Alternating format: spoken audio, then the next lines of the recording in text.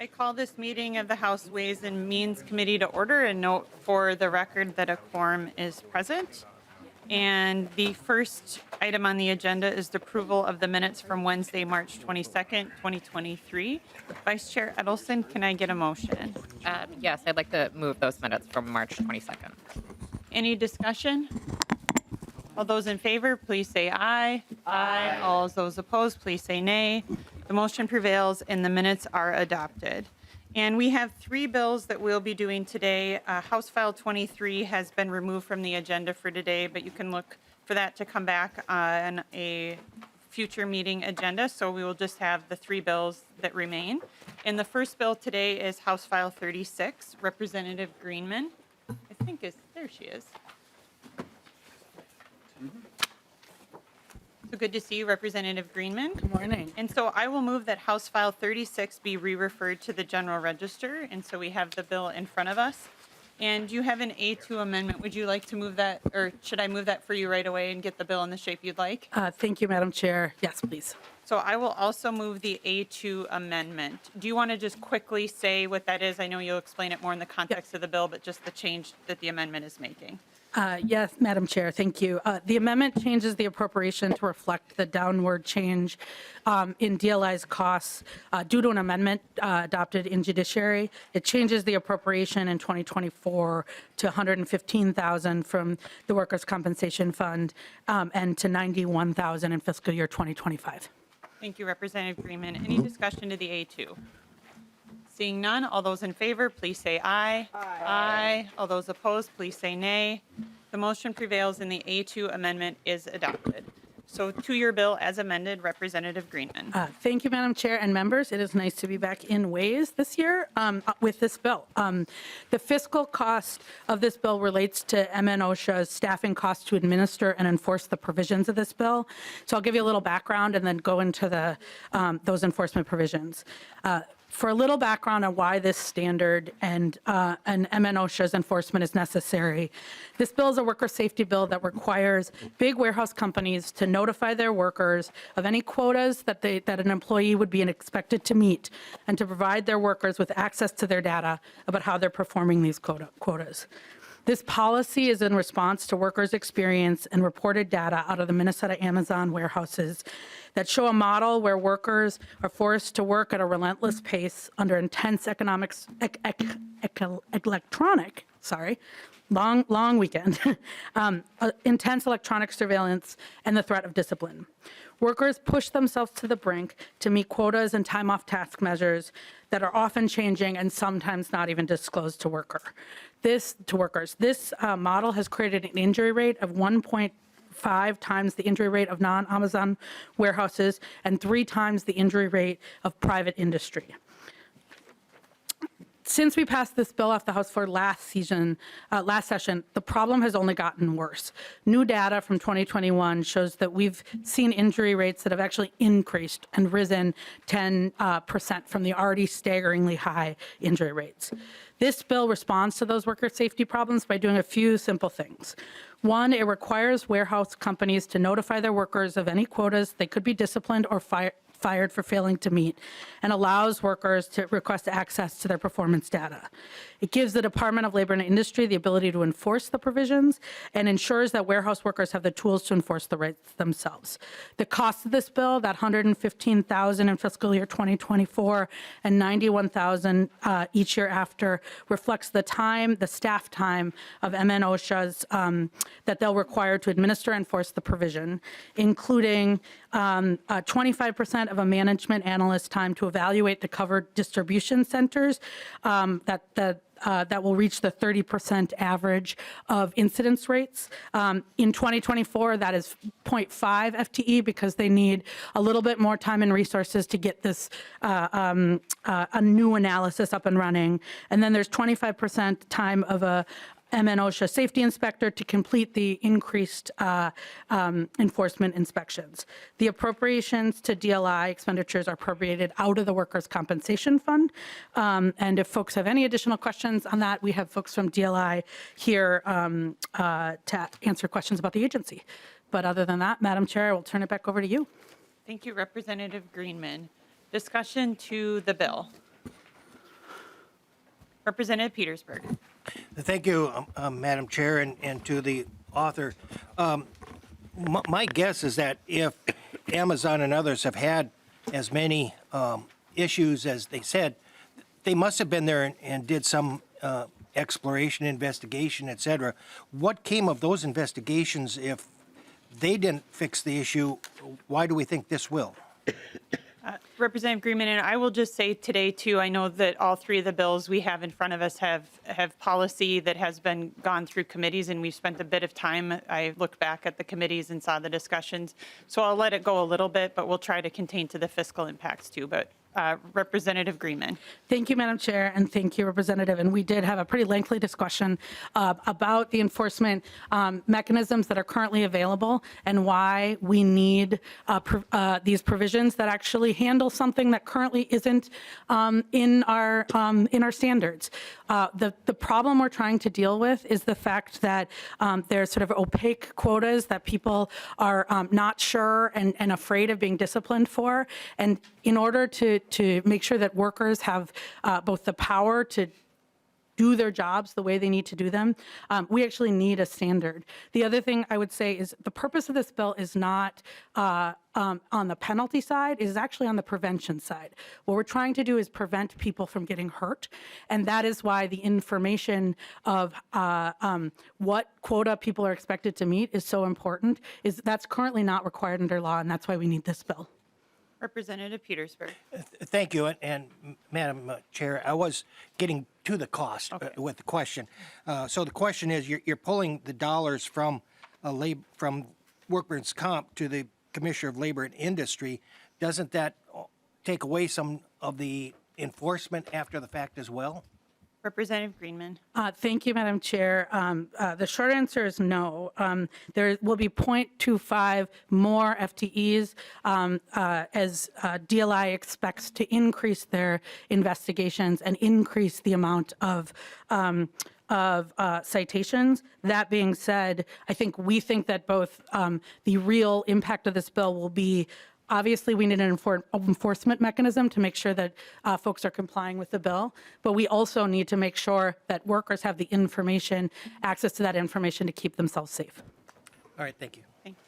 Further discussion. Representative Nash, or Representative Novotny. Thank you, Chair. And Representative Greenman, reading through the fiscal note, and you just happened to touch on it as I was reading the fiscal note.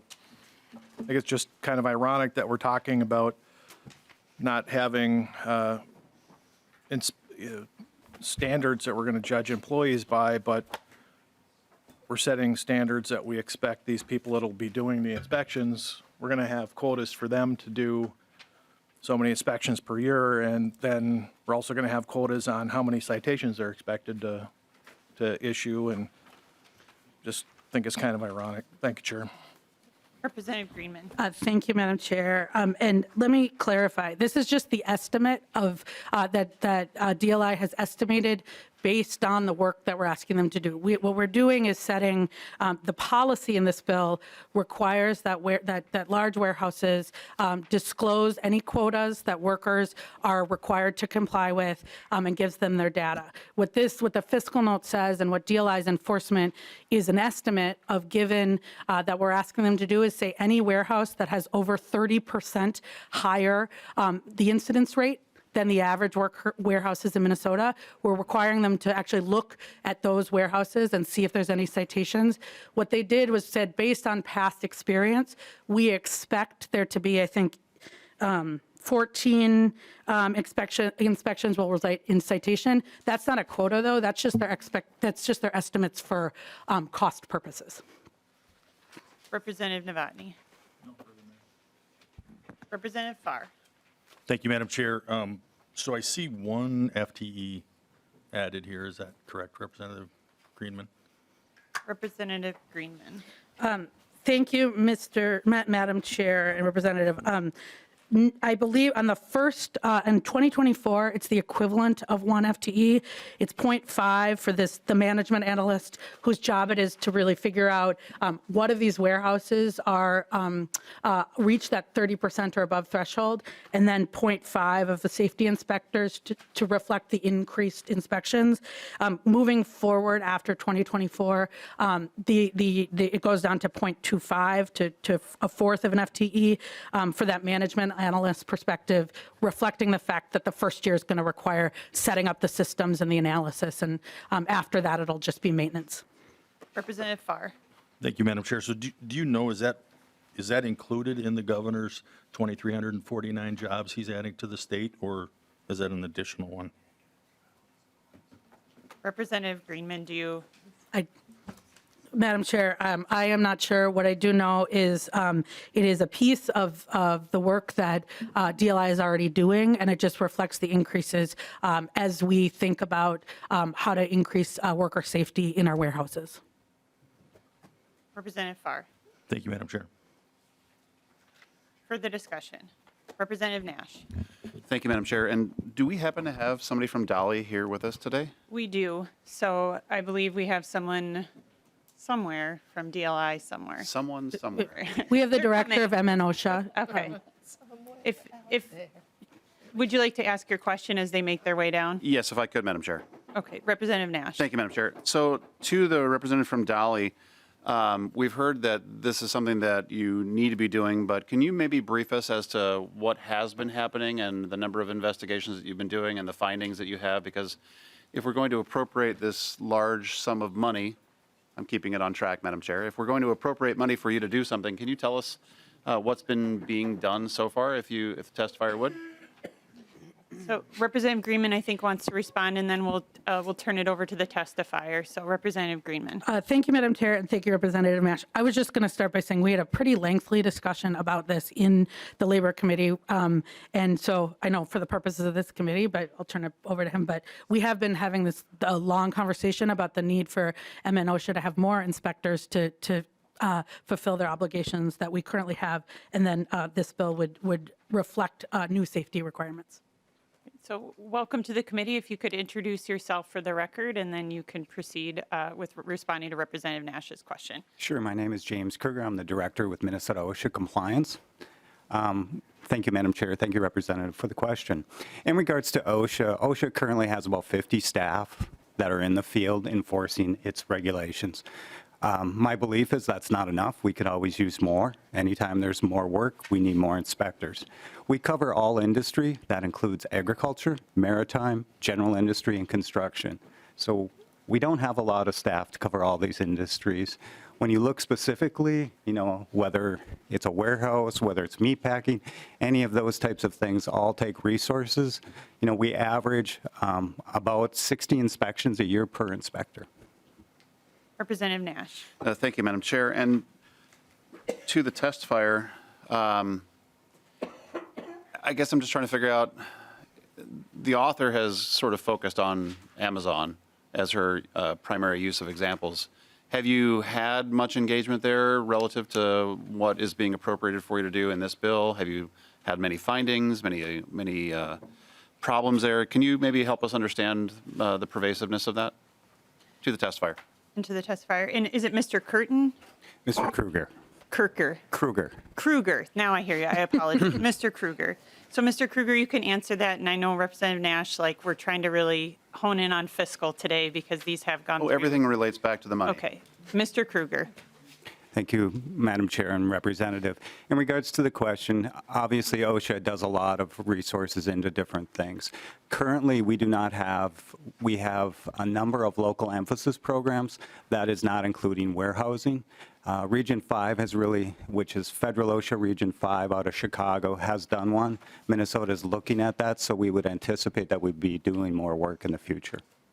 Representative Nash. Thank you, Madam Chair. And to me, that sounds like a no, but I will move on to another line of questioning that does relate back to the enforcement of Dolly and money appropriated. To the author, in lines 2.4 and then again in line 2.6, you have some definitions around warehouse employees And I'm trying to figure out the definitional differences between warehouse employees and then on line 2.6, all employees and employer's unitary business. Can you help us understand the nuances of those? Because that sounds like something that Dolly's going to have to enforce, relating back to the money, Madam Chair, and I'm just trying to figure out how do you reconcile those two differences, because it does sound like they are very different applications in as much as they have different definitions that will have to be enforced. Representative Greenman. Thank you, Madam Chair, and thank you, Representative Nash. And I think it's actually pretty simple. What this bill says is that warehouses with over 250 workers or 1,000 workers amongst the various businesses are covered. And then there's a definition for in those warehouses, what employees specifically these quotas are required. There's lots of people work in warehouses. This is actually in response to engagement we've had with the retailers and Amazon. We wanted to make sure that the standards that we're setting within these larger warehouses are for the work that we're talking about. People are getting hurt because of the kind of work that they're doing. So it made sense to exclude admin workers, folks who are just driving and not doing other things. And so that's where the definition was actually added to give further clarification and specificity in response to the retailers themselves. Representative Nash. Well, thank you, Madam Chair. Well, Representative Greenman, I've heard this bill with you, I think, last year as well. I'm still struggling to find the problem, or at least to be as exacerbated as you make it to be. And I will be voting no. I encourage my members to vote no. I just, it seems a little overreaching, a little heavy-handed, and we've had this discussion before. But I do find that this is in many ways a solution in search of a problem. So if we can disagree on things policy-wise and still be friendly with one another, but I just don't see this as a viable solution. I will be voting no, and again, encourage my members to vote no. And Madam Chair, Representative Scott came late. I'm not sure if she has questions. If she doesn't, then great. Apparently she doesn't. Then we're good. Okay, thank you, Representative Nash. We did have two more people add to the list, and so Representative Nash is the Republican lead today, so we'll make sure I'll come back to you if you have further, but I appreciate that. So Representative Liebling. Thanks, Madam Chair. And this is the first time I'm hearing the bill, and I really appreciate this bill. And just really quick, I just think it makes so much sense if you're going to be held to a quota to know what the quota is. How can somebody be expected to, I mean, I think that's a recipe for disaster if you're held to a standard you don't even know. So thank you, Representative Greenman. That's all I need to say. Representative Gomez. Thank you, Madam Chair, and thank you, Representative Greenman, for bringing this forward. I'm a little surprised, I guess, by the conversation this morning and the struggle to recognize a problem when there are facilities where 10% of workers have reported a workplace injury.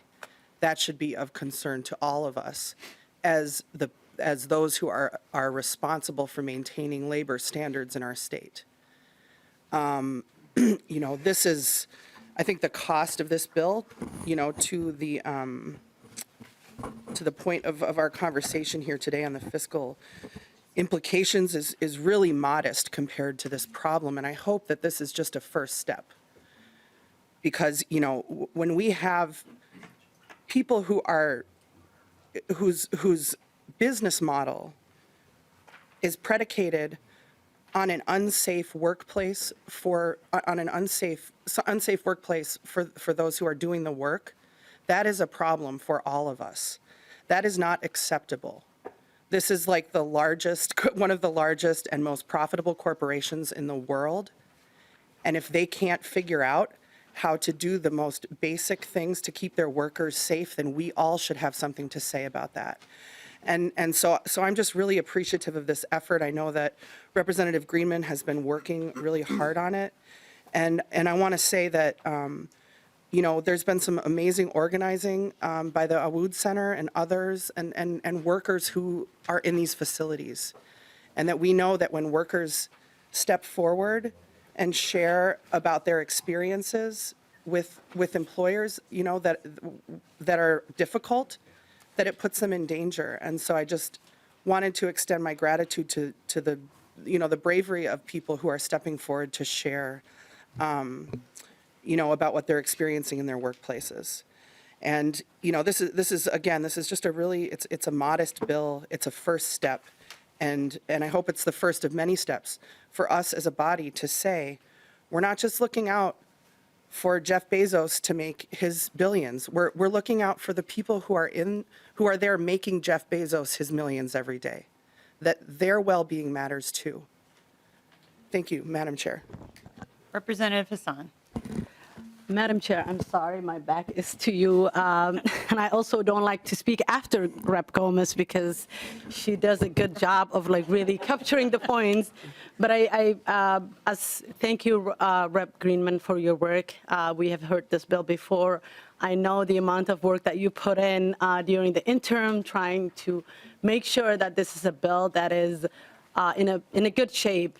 And I know you've changed a lot from what this bill has started from.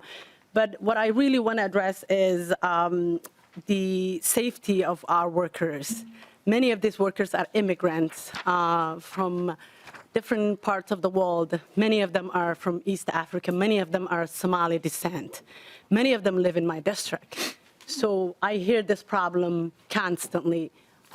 People who have lost their fingers, people who have had an accident, somebody who lost their child, they were pregnant, because they couldn't leave their post and they were feeling pain, and all of the horrific stories of people who are just trying to make a living, but are conditioned to terrible work conditions and strict work conditions that they can't even go to the bathroom unless it's a certain time that they're supposed to go, or if they don't, fill in their quota, they may lose their job.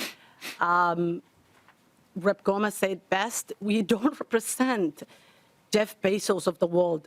We represent our constituencies, the people that live in our district. And many of them are from very low income backgrounds. Many of them work 16 hours. I know people that work 16 hours just to barely make it, just to barely put food at the table and keep a roof over their head. These are the people we're talking about, and that's who this is going to protect. So to hear that we're in search of a problem is really disturbing, at least to me and to the people that this impacts. Thank you for this bill, and I encourage members to vote for this bill because it's a good bill. Thank you. Thank you. Go to Lead Garofalo is not here. Please don't punish me like Lead that. for the day, Nash. Wow, I had a shudder there. Well, thank you, Madam Chair. And members, I got advice when I first got here that we don't typically legislate to fix a problem with one company or one specific thing, that a bill that we would draft, much like this, would be to fix a more pervasive problem across multiple enterprises. And I did go back and research some of the testimony, and we have not heard that Dolly has been addressing this. We have not heard, I believe it's 2 years of effort that's been going into this, and we haven't heard that they've done anything. So I'm just wondering where their activity is, or if, who's fallen down on the job there, because I would have expected to have heard something about this by now. So again, I think this is very, very heavy-handed. Again, if there is a problem in multiple enterprises, I think we would have heard about it in a larger voice. And my reticence, again, is in taking an effort that has not seen a lot of activity by the Department of Labor and Industry. We have not heard about this. We are talking about one company in every piece of testimony. We haven't heard anything else. So I do find that troubling. I find it troubling enough that I cannot vote for this, and again, would encourage our members to not vote for this. Thank you, Madam Chair. Seeing no further discussion, Representative Greenman, if you'd close out your bill. Thank you, Madam Chair, and I appreciate the discussion. Just a few points sort of in response. First is, this is a problem that we have heard about now for 2 years that we actually don't have law on the books to deal with. Just like in 2007, when we had a problem in our hospitals, we passed the safe handling patient standard because we knew we didn't have the worker safety framework This is what that does. This is about ensuring that we actually have the framework on the books to keep people safe, and that is what we do. To be honest, the reason that we're concerned, Amazon is not some small random company. They are the biggest company in the world, and as they have done with shipping, as they have done with logistics, what Amazon does, the rest of the industry follows. And so right now, what we're looking at and saying is we actually need to address this problem, one, because there is a problem. We heard it in labor. We heard it in judiciary. We heard it last year. We heard it from Representative Juergens on the floor last year, who called one of his friends who is a warehouse worker and asked the question. This is a problem that if we're just listening, and the numbers, the 1 in 10 numbers are self-reported from Amazon. So there's both the qualitative and quantitative data that we have a problem. But if we don't address this problem, what we know and what we can probably all see, whether it comes to how it's impacting small businesses, how it's impacting our logistics, what Amazon does, the technology that they use, the models that they drive, continue to drive the rest of the market. And what we don't want to have happen is this model that is treats people like robots, that doesn't actually take into account the way people, their bodies move, to hurt more workers, because it's already hurting 1 in 10 workers at Amazon warehouses. And the last thing I would say is when we think about this fiscal note, it is a modest impact, because we think that the biggest impact of this is actually workers having the ability to know what they're being expected of from the beginning. And to Representative Liebling's point, it seems like a no-brainer. If you're going to be held accountable for doing a certain amount of tasks in a certain amount of time limit, you should know what it is. And the reason that they don't know what it is because of the speed up dynamic of people are in constant fear that they're not working hard enough. It's not based on real people's bodies.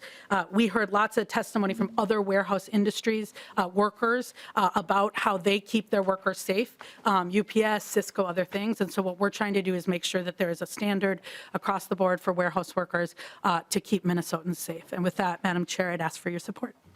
Thank you, Representative Greenman. And I will move that House File 36 as amended be re-referred to the General Register. All those in favor, please say aye. Aye. All those opposed, please say no. No. The motion prevails and House File 36 as amended has been re-referred to the General Register. Thank you, Representative Greenman. The next bill on the agenda is House File 70, Representative Hansen. As you make your way up, I will move that House File 70 be re-referred to the General Register.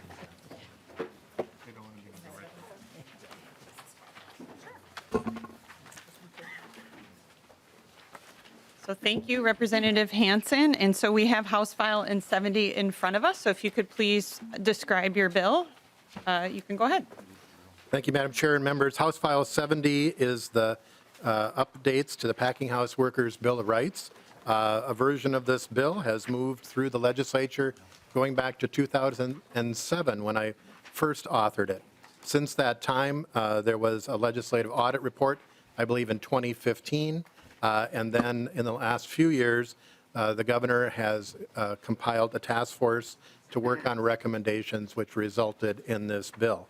This is in the governor's budget. The fiscal note was added. The amount was added in judiciary. It is a very detailed fiscal note, and it provides descriptions of what the changes are to the acts. It also acknowledges that would be 1 FTE ongoing, and that is the bill. Thank you, Representative Hansen. Discussion to the bill.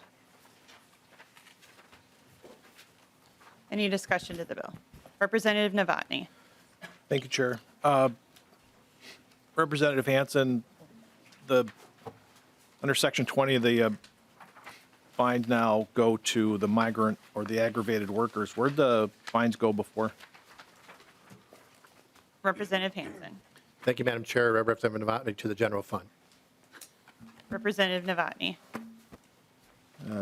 My last question is, we're just coming out of the COVID shutdowns. Do you think this is a really good time to be increasing fines? Representative Hansen. Thank you, Madam Chair and Representative Novotny. Some of these fines were not increased for 20 or 30 years. I can get you the exact numbers, but things have changed over time, and we need to update and evolve the penalties so they are relevant for today. That'll be all, Representative Chair. Novotny. Thank you. Further discussion? Representative Nash. Thank you, Madam Chair.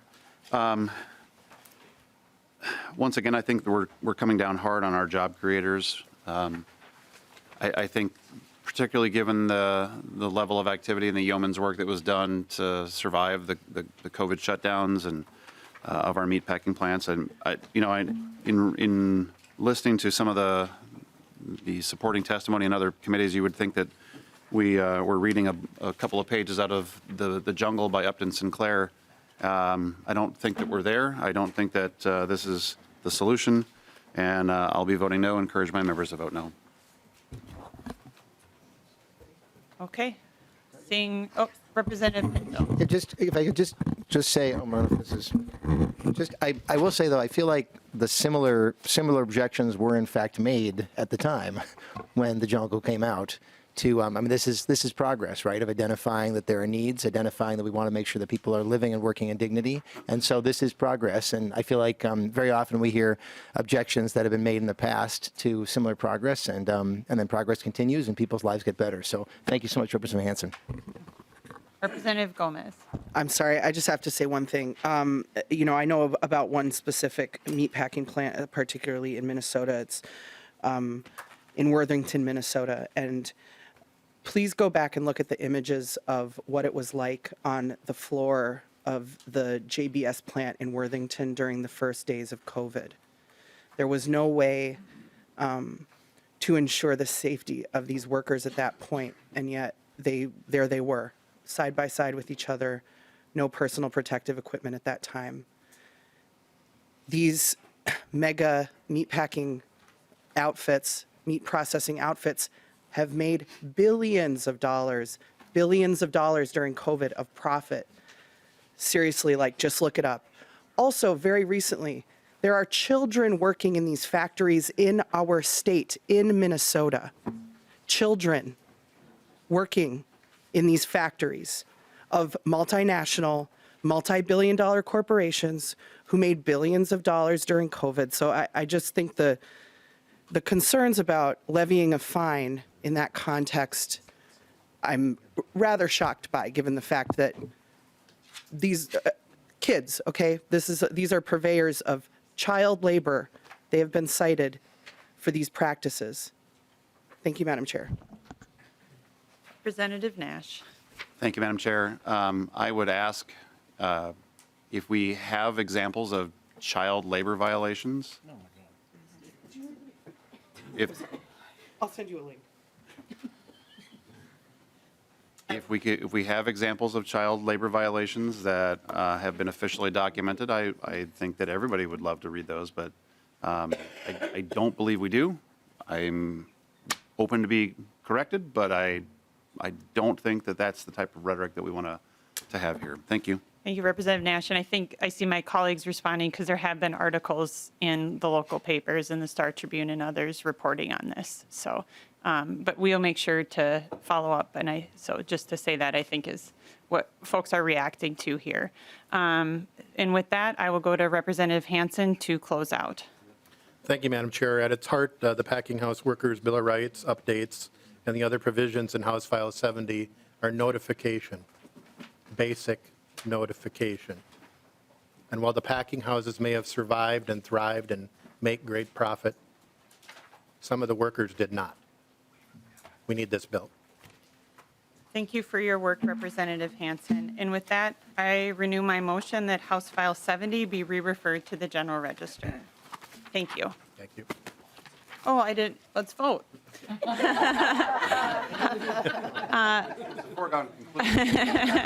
I renew my motion that House File 70 be re-referred to the General Register. All those in favor, please say aye. Aye. All those opposed, please say no. No. The motion prevails and House File 70 has been re-referred to the General Register. And the last bill on the calendar for the day is House File 70, Representative. Okay, I got this. It's Monday morning. So the last bill today is House File 70, 10. We just passed 70. House File 10, Representative Lislegard. So I move that House File 10 be referred to the General Register. And with that, you can proceed to describe your bill. Well, thank you, Madam Chair and committee members. I am happy to present House File 10, a bill to enhance safety standards at the state's two petroleum refineries. I would note that this bill is before Ways and Means because of a small fiscal note. Members who served last year may remember this bill, which was passed in the House with bipartisan support, but it never reached the governor's desk, unfortunately. At its heart, the bill requires construction contractors who are hired at the refineries to employ a percentage of their workforce that is enrolled in a registered apprenticeship program or has graduated from such a program. The Department of Labor and Industries estimates $5,000 in penalty revenue annually as a result of the bill, and from their anticipation of one complaint being filed annually. And so with me, I did bring the Department of Labor to answer any questions. I did get told that there will be a few questions and she would be able to answer them. Thank you, Representative Lislegard, and thanks for your work on this bill over time and engaging the stakeholders and making changes to get it to where it is today. So I know you've worked hard on it. Member discussion. Representative Novotny. Thank you, Chair. Representative Lislegard, does the Department of Labor have the staff to handle this anticipated influx of applications? Representative Lislegard. Madam Chair, I think that question should go to the Department of Labor, who is sitting right next to me. Ms. Pruchek, please introduce yourself for the record and you can respond to the representative's question. Madam Chair and members of the committee, my name is Kate Pruchek, and I'm Deputy Commissioner at the Department of Labor and Industry. Representative, thank you for the question. Yes, we do believe we have sufficient staffing to work with contractors and owners who are interested in starting registered apprenticeship programs. Representative Novotny. Thank you, and I'm sure it's addressed, but just for everyone that's out here, how many people are we talking about, or how many applications are you anticipating? Ms. Pruchek. Thank you, Madam Chair. We haven't anticipated an exact number of new applications we might receive. The department has already registered many programs in the building and construction trades. In addition, the bill does allow other state apprenticeship agencies registered programs to be included, as well as the Federal Office of Apprenticeship programs that are already registered. Representative Novotny. Thank you, Chair. Further discussion. Representative Hornstein. Thank you very much, Madam Chair. Thank you for bringing this, Representative Lislegard. I strongly support it. And I also wanted to point out that, you know, as it relates to the previous bills we've heard, there are issues in these facilities in terms of inspections. We need to have more frequent inspections and better inspections, and we need the resources to do that. And I'm, you know, been in contact with the PCA about this. I believe they regulate this area, and I just wanted to point that out while we're on the topic of refinery safety and workplace, that this is an issue that needs to be addressed. Thank you, Representative Hornstein. Representative Scott. Thank you, Madam Chair. And Representative Lislegard, it's good to see you. We missed you Thursday night. Just wondering what problem we're trying to fix here with this bill.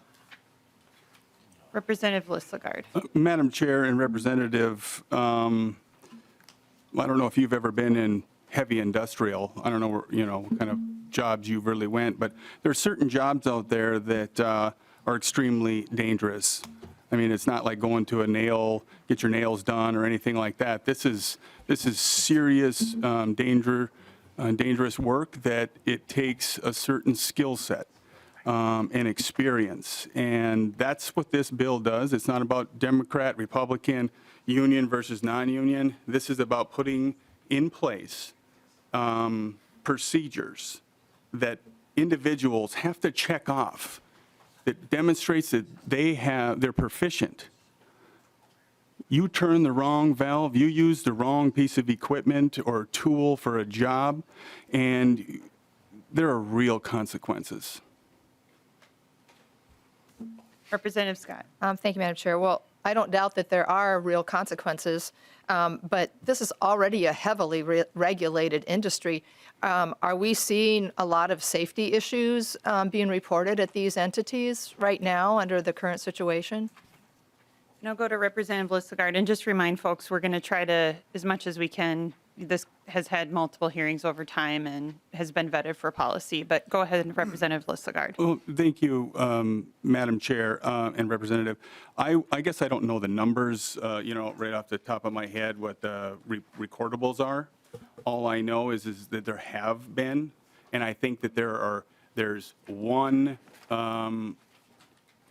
company that is better than the other company in their enforcement, in their oversight, in their willingness to make sure that everyone has the best training possible. So when you ask me about the numbers, I don't know the numbers right off the top of my head, but any industry that has that volume of work and that type of work, there's going to be a situation. And I'll just finish with this, because I think that I just heard this and it had to do with the flights. There have been more and more flights that are close calls. And close calls and near misses is something that we all have to be extremely careful about, because there will come a time where those close calls or those near misses become reality, and people's lives will forever be impacted and not in a good way. Representative Scott. Thank you, Madam Chair. Well, Representative Lislegard, you're the author of this bill. You're saying that we need more regulation. You're saying that the workers there need more training, but you don't have the statistics on what's going on in these entities.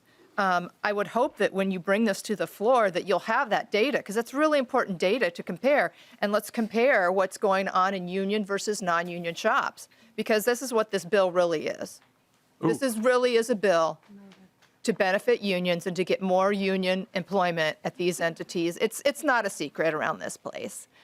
So Representative Scott. I would encourage people to vote no. Yeah, we're not going to impugn motives. We're not going to, and we're here because of the fiscal part of this bill.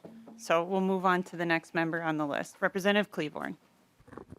Thank you, Madam Chair and members. And Representative Lislegard, I want to thank you very much, especially today, as there are workers in Pennsylvania looking still for bodies that are missing from an explosion that may or may not have been from a gas leak. We still don't know the exact cause of that explosion in the chocolate factory in Pennsylvania, but I remember very clearly Representative Franke talking to you and supporting this legislation. When it comes to public safety, we talk about public safety a lot and supporting public safety, but when an explosion at a facility like this could rock an entire community and shake the foundation of an entire community, we cannot be lax. It will come back to us. We looked at this, but we decided, no, that community's not that important. We don't care. This is not just about workers, but it's about the general public and economic safety of an entire community. So I just want to say thank you for bringing it forward. And to whether they're union or non-union, I don't care. I want everybody on every one of these important infrastructure facilities to be highly qualified and highly trained. Thank you very much. Thank you, Representative Cleaborn. Representative Farr. Thank you, Madam Chair, and Representative Lislegard. I appreciate the knowledge in the workplace discussion. So is there a competency test out option for subcontractors? For example, if somebody can prove they've got 7,000 hours W-2 time, can they then test out? Madam Chair, I will turn that over to either Chris De La Forest or Department of Labor. Deputy Commissioner Prushek, would that be something you could respond to? And if not today, we could always get answers as well too, but Deputy Commissioner Prushek. Sure, Madam Chair, I will note in the bill there are 4 ways that an individual could meet the definition of a safe and skilled workforce. And number 4 is has at least 5 years of experience working in the applicable trade and is currently participating in a journey worker upgrade training. So I believe that provision may capture some of the individuals you're talking about. Representative Farr. Thank you, Madam Chair. Representative Edelson. Thank you, Madam Chair. Thank you, Representative Lislegard. I remember just a few years ago, I went on a tour of Flint Hills, and it was really eye-opening, and I really do appreciate the great work they're doing. But it was shocking to me to see how close homes were to that refinery. And so I think it's important, Representative Scott, to not impugn motives here. I think it's really a great bill. And you should be proud, and I'm proud that we're carrying this. I'm going to look forward to voting for it on the floor. Further discussion? Representative Nash. Thank you, Madam Chair. I'm going to first start off by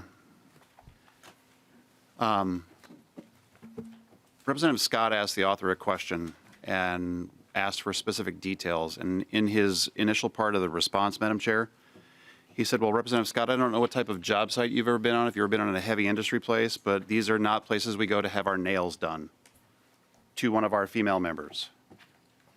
If we're going to talk about not impugning motives and not treating members with disrespect, let's start there, Representative Lislegard. This is not something that we are going to mansplain to our members and not demean them by saying, well, we don't know what type of experience you have there, and it's not the kind of place you go to do your nails. That, sir, is crap. Now, to the bill. Some questions for the author. Effectively, you're creating a journey program for people who are in a union, but my question is, are there people who are not in a union that are qualified to do this work? Representative Lislegard. Madam Chair, Representative, I could have used getting my hair done if that would have been less disrespectful to you. So Well, no, he's calling me out, so, I mean, And rightly so. let's take. and then you're talking about union versus non-union, and that's what this is about? I've said from the day one Hey, that it's Representative not about Lislegard. union. Yeah. Let's just pause for a second here. So I think it got a little heated, and I think there were comments that were made starting at the very beginning of this that were out of line, and both, impugning members' motives where they were last week that led to this to get heightened. And let's take it back to the bill, and let's take it back to the fiscal impact. So Representative Nash, if you have a question or closing comment regarding the fiscal implications of this, you're welcome to proceed. Otherwise, we're going to move to a vote. Madam Chair, I have many Representative questions Nash. that do pertain to the fiscal implications of this bill, but that is one of my questions that, if you won't let me ask it here, we'll ask it a number of times on the floor, to be sure. But it does come down to the registration of an apprenticeship program. If there is a person, to the author, that came from an existing apprenticeship program in another state but chooses not to undergo joining a union here, are they disqualified from joining that? Because that's certainly something that Dolly would have to understand and regulate.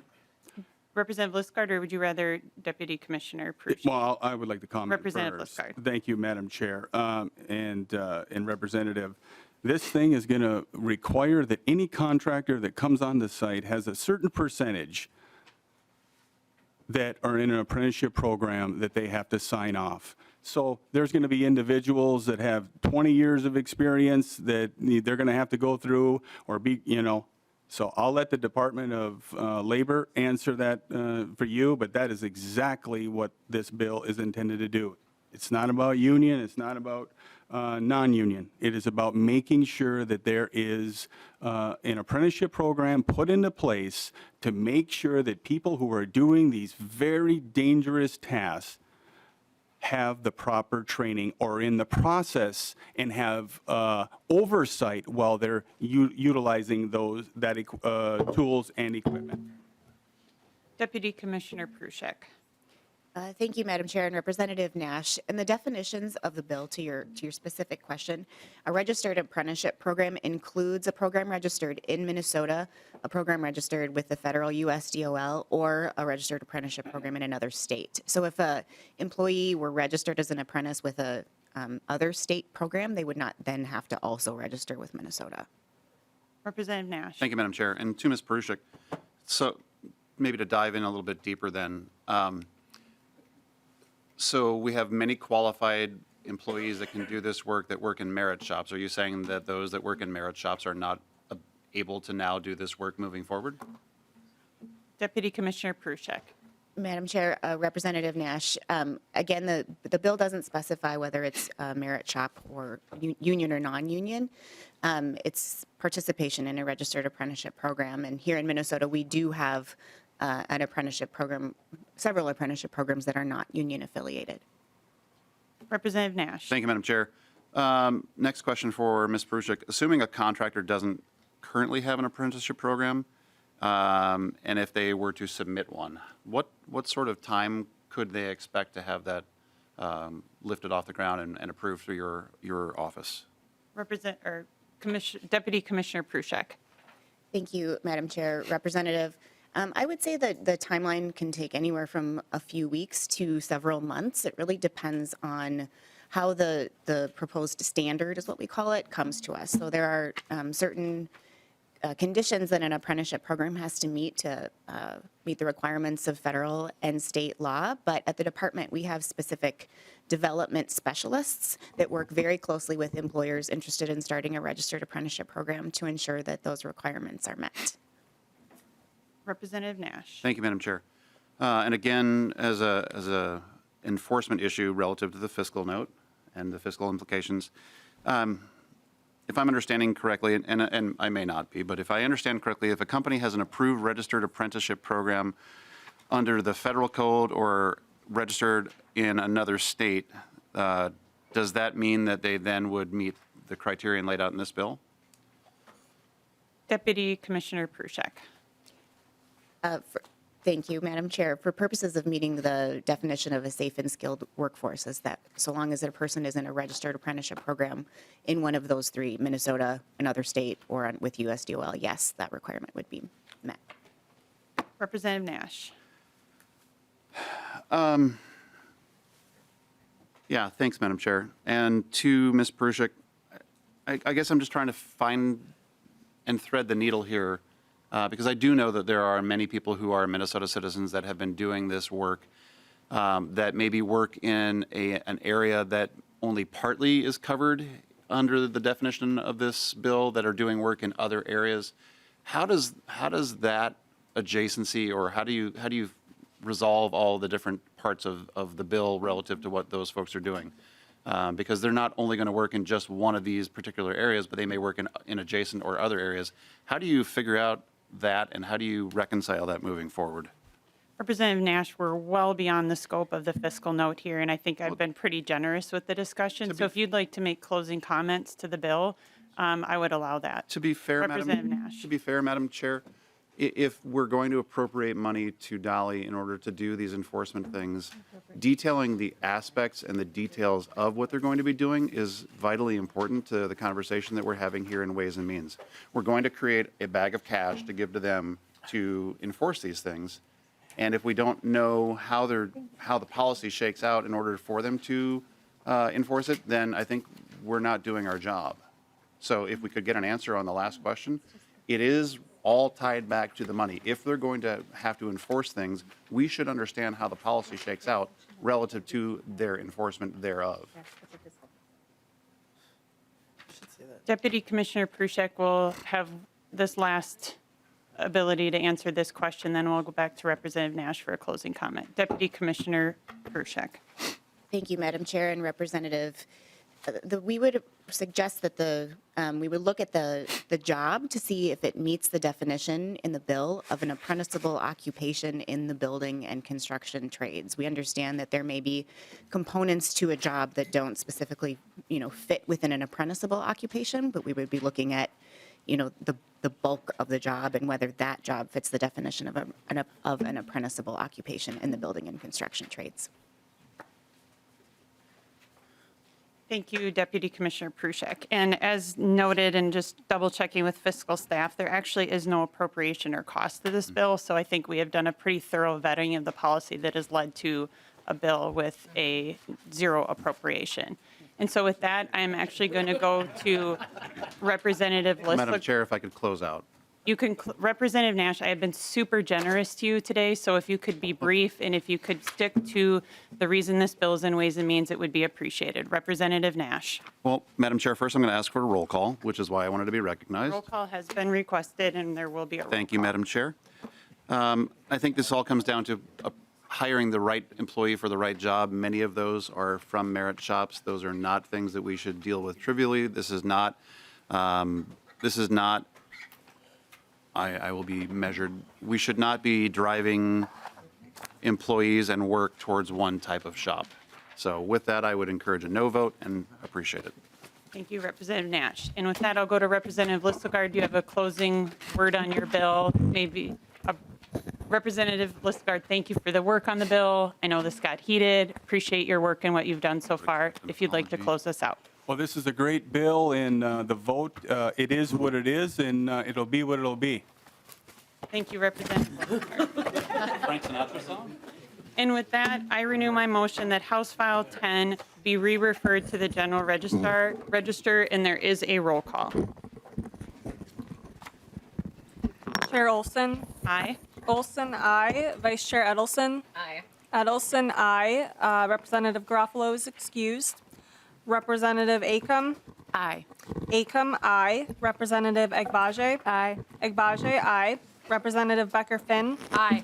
Becker-Finn, aye. Representative Freiberg. Yes. Freiberg, aye. Representative Gomez. Aye. Gomez, aye. Representative Hassan. Aye. Hassan, aye. Representative Heinzman is excused.